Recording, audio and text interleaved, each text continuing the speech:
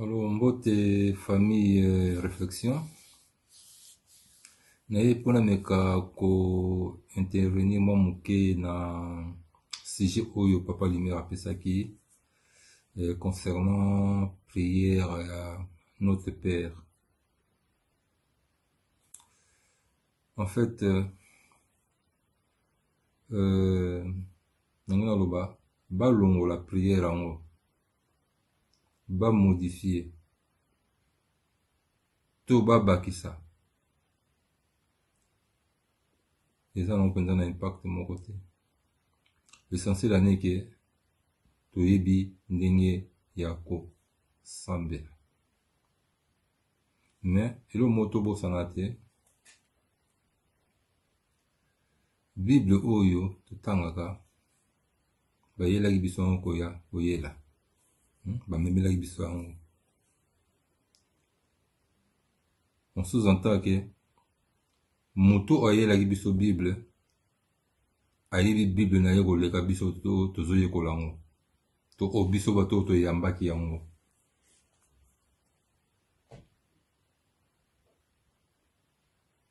C'est pour dire que ba longola ba bakisa to ba modifier ils en ont un impact mon côté.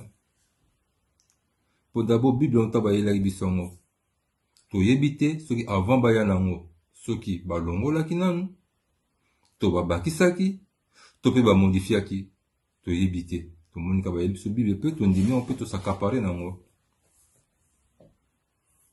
Ça dit que lelo ceux qui bazana posa ba modifier Bible na bango ils ont une force au lac biso que Bible on eza ya bango eza ya biso te.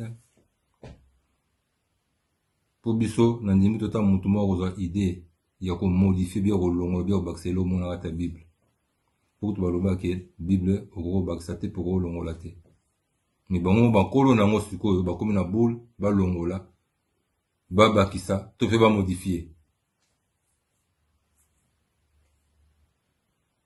Donc ngana oloba boye lokola biso to sakapara nango to kuma mona kenzo Bible onjo kuma ya biso. Donc tumcha biso singana kingote essentiel ane ke oyo bano ko sambela nzambe na yo ozala oyo bani ozala en communion na nzambe na yo.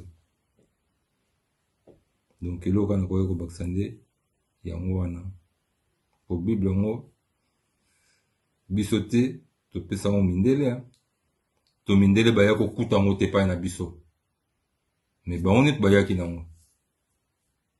Donc bango bazana monopole bazana pouvoir na Bible na bango baya ki nango.